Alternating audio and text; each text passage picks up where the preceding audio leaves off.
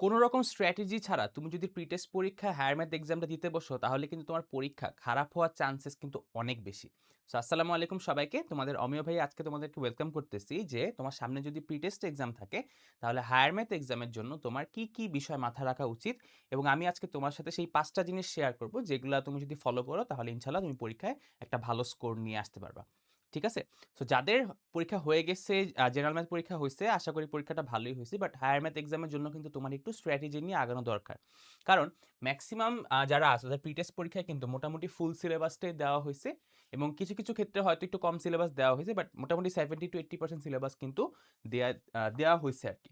So তোমাদের যেটা আমি বলব যে, তোমাদের ১ম কাজটা হবে যে সিলেক্ট করা যে তুমি কোন চ্যাপ্টারগুলা থেকে মাস্ট সিকিউ আনসার করবা। এখন আমাদের অনেকের সমস্যা হচ্ছে আমরা অনেক ইজি চ্যাপ্টারগুলো সিলেক্ট করে যাই এবং ওগুলা থেকে সিকিউ মাঝে মধ্যে আসেও না, আসলেও ফুল সেট আসে না। সো সেক্ষেত্রে আমাদের অনেক মার্কস ছেড়ে যেতে হয়। সো আমি তোমাকে আজকে শেয়ার করব যে কোন চ্যাপ্টারগুলো তুমি যদি ভালো করে পড়ে যাও, তাইলে সেগুলো থেকে মোটামুটি সিকিউ আসার চান্সেসও বেশি এবং এখান থেকে তোমার প্রথম একটা ভালো স্কোর নিয়ে আসাও মোটামুটি পসিবল। যেমন আমরা যদি বীজগণিত পার্টটা নিয়ে ফার্স্টে আলোচনা করি। বীজগণিত থেকে তোমার কি পড়ে যাওয়া উচিত? এখানে আমি মেক্সিমাম স্টুডেন্টের যে জিনিসটা খেয়াল করি যে তারা হচ্ছে যে বীজগণিতের মধ্যে চ্যাপ্টার 2 টা সে ভালো করে পড়ে না। বাট আমি যদি বলি যে একটা চ্যাপ্টার ভাই ভালো করে পড়ে যাও, সেটা হচ্ছে চ্যাপ্টার 2। কারণ চ্যাপ্টার 2 থেকে এক সেট সিকিউ আসবেই আসবে। আর 1 আর 2 অনেকটা কাছাকাছি চ্যাপ্টার এবং এখান থেকে কোয়েশ্চেন মিক্স করার চান্স অনেক বেশি থাকে। তো তোমাকে বলব তুমি যদি চ্যাপ্টার 2 কোন রকম পড়ো, চ্যাপ্টার 2 টাও ভালো করে পড়ে যাও। এখন চ্যাপ্টার 2 থেকে কি পড়ে যাবা? কিছুই যদি না পারো, এটলিস্ট আংশিক ভগ্নাংশ এবং অনুশীলনীর মধ্যে দেখবা যে সরল করো পার্টটার পরে অনেকগুলো অঙ্ক আছে। সিম্পলিফিকেশনের পরে অনেকগুলো অঙ্ক আছে। এই প্রমাণ টাইপের অঙ্কগুলো। এই প্রমাণ টাইপের অঙ্ক আর আংশিক ভগ্নাংশ পড়ে গেলে ভাই 2 থেকে তুমি ইজিলি আনসার করতে পারবা। 5, 6 তুমি চাইলে আপাতত স্কিপ করতে পারো। কারণ এগুলা কেউই তেমন একটা পড়ে নাই। 5 যদিও অনেকের স্কুলের সিলেবাসে আছে, বাট 5 আপাতত স্কিপ করতে পারো চাইলে। 7, 9 আর 10 এর মধ্যে 9 আমি জানি বেশিরভাগই পড়ছো বা ভুলে গেছো। সো 9 তুমি চাইলে স্কিপ করতে পারো। কারণ 9 অনেক বড় একটা চ্যাপ্টার। সো তার চাইতে আমি বলব 7 আর 10 যেহেতু ইজি ২ টা চ্যাপ্টার, এই ২ টা চ্যাপ্টার তোমার ভালো করে পড়া উচিত। সো 1, 2, 7, 10 এই ৪ টা চ্যাপ্টার তোমার ভালো করে পড়া উচিত। তাহলে তুমি মোটামুটি ১ থেকে ২ সেট সিকিউ এনশিওর করে আসতে পারবা। ওকে? ঠিক আছে। এরপরে আসি আমরা জ্যামিতি বিভাগটা। যেখান থেকে আমি জানি মেক্সিমাম স্টুডেন্ট জ্যামিতি পড়ো নাই।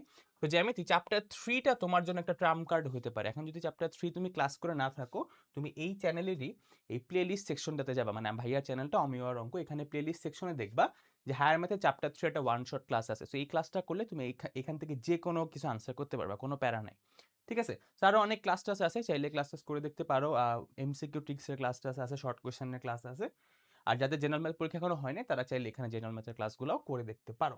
এনিওয়েজ, চ্যাপ্টার 4 আপাতত পড়ার দরকার নেই। কারণ ম্যাক্সিমামই পড়ো নাই, আমি জানি।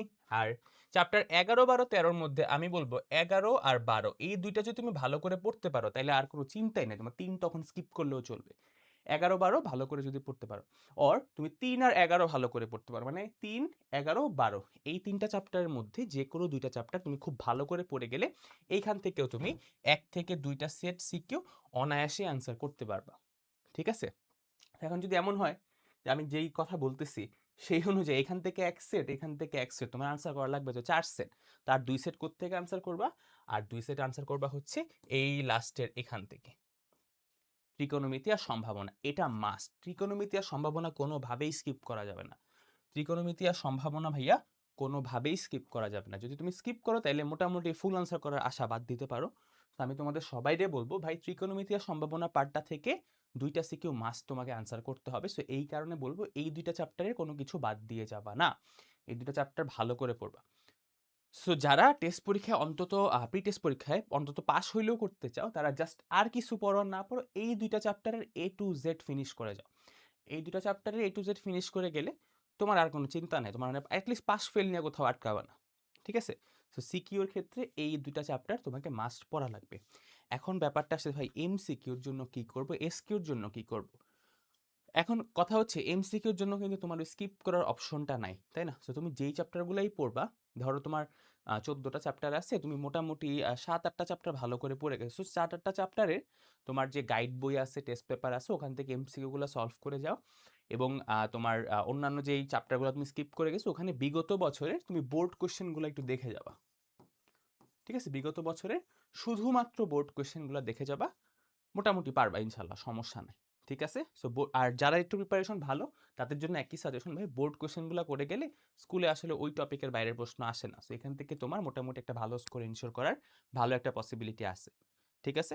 সো এই ছিল কথাবার্তা মোটামুটি। সো কমেন্ট করে জানায় দাও নেক্সট তোমরা কি টাইপের ক্লাস বা কি চাইতেছো। সো ভাইয়া ওটা দেওয়ার চেষ্টা করবে এবং এই চ্যাপ্টারগুলো কোনটার ওয়ান শট যদি লাগে, খুব তাড়াতাড়ি যদি লাগে তাহলে সেটা আমাকে বলতে পারো। আমি ট্রাই করব দিয়ে দেওয়ার। সো ভালো থাকো, সুস্থ থাকো। আল্লাহ হাফেজ। আসসালামু আলাইকুম।